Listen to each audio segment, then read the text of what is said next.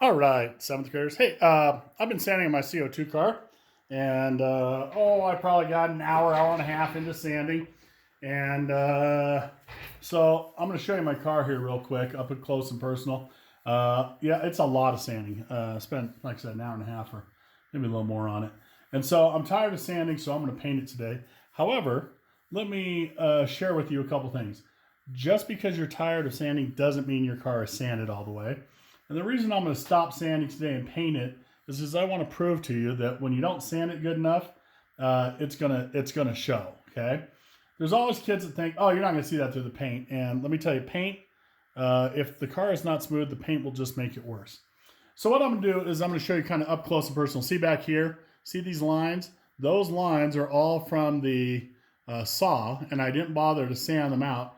Well, putting paint into that crack is not going to fill it or make it go invisible. That's the first problem. Second of all, if you don't sand your car good enough, the paint will absorb into it and you'll have to do more coats of paint. So I'm going to paint this car that I would say is 75% of the way sanded, okay? Just so you can have a better idea. And I put a video out the other day that talked a little bit about paint, and I know Walmart has paint, these little acrylic paints, different brands, doesn't matter what brand you use. And so I found these in my house. My daughter went to Green Mountain and their colors were gold and black. And so I'm assuming this is from some project she did for a football game or cheer or something. So I'm going to put a little bit of paint on this paper plate. Now, you can see that paint is clearly not mixed up. So if you'll take these and shake them vigorously before you use them, that'll be great. Also, you can use the brush here, but I would highly recommend mixing it in the bottle before you go to putting it on the car. So what I'm applying this with is I have a little foam brush here that I had laying around at home. And I know most of you may or may not have one of those. Acrylic paint can be cleaned up with water if you do it, soap with water if you do it when it's still wet.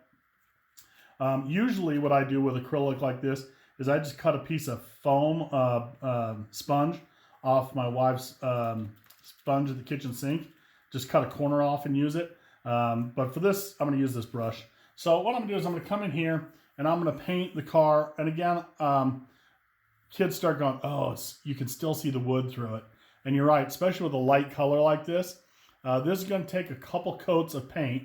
So I'm going to put a thin coat on first.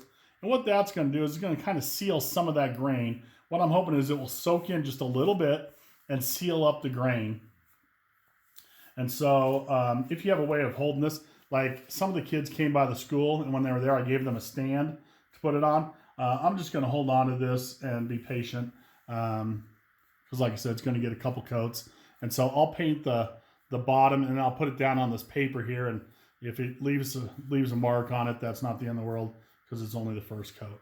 So I put a thin coat on the bottom here. And now I can set her down kind of. And again, I'm just going to use, put a thin coat on. This paint dries really quickly. So this car should be ready for another coat of paint in probably 10 or 15 minutes. So, but it is worth waiting, okay? Don't be impatient. Don't say, oh, I'll just put a first coat on and then wait and go put a second coat on 30 seconds later. It just doesn't work that well, okay? Now notice I mixed that up and the paint looks a whole lot better mixed up out of the bottle than it did when I mixed it up on my plate. So I'm going to come in here and brush this on.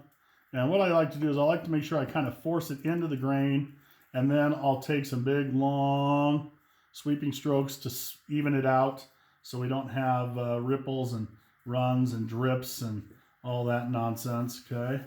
So you don't want to drip or run because you have to sand those off, and that just means more sanding and more work. And so what I'm going to do is I'm going to put this thin coat on. I'm going to let it dry really good. So my first coat, even though I said it'll probably be dry enough for a second coat in 10 minutes, I'm going to let this one dry for maybe an hour or two. And the reason I like to do that is after I put a thin coat on, I like to go back with my really smooth 220 sandpaper and very, very lightly sand the top of the paint. And what that does is the top of the paint, which is the roughest portion of it, it will smooth it out, okay? And don't forget to get the back all the way around the engine compartment here. the best you can. I'm trying to do this without getting it on my finger. I should probably worry less about getting it on my finger and more about getting it on the car. But I'm going to get a coat on the whole thing. Okay. Get all the extra off. And again, you don't have to have a fancy foam brush like this. Any kind of brush will work. And if you don't have a brush, a piece of sponge will work, or foam that's soft. Anything like that will apply acrylic paint. Acrylic paint is the easiest thing to put on ever. So I have my whole car coated here. Kids always forget the very nose.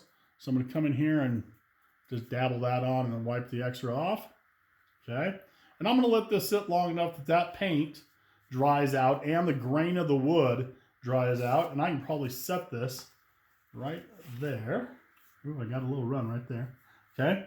I'm going to let this sit. I'm going to let it dry completely. I'm going to sand the whole car very lightly with 220. When I say very lightly, it'll take me maybe 30 seconds to a minute to lightly sand it with the 220. The 220 is the softest of our sandpapers. And again, I'm just going to knock, as that paint soaks into the fibers, those fibers want to stand up on end. So I'm just going to knock those little fibers that stand up. I'm going to knock them back off. While I'm waiting for this to dry, I'm going to go wash this out in the sink with lots of soap and water. I'm going to make sure there's no paint in the sink because any paint that sticks to the sink, you will have a really difficult time getting off. And then your parents will be like, yeah, you're out of here. And then the next thing you know, you're living on the streets of Evergreen. So we don't want that. So make sure you don't have paint in the sink. Make sure you check with your parents first before doing this, all that good stuff. If you don't have any paint, a really good resource is Walmart.com. They sell this paint, they sell it cheap, and they ship it quickly, okay? All right, so that's my first coat. There will be a part 2 to painting your car.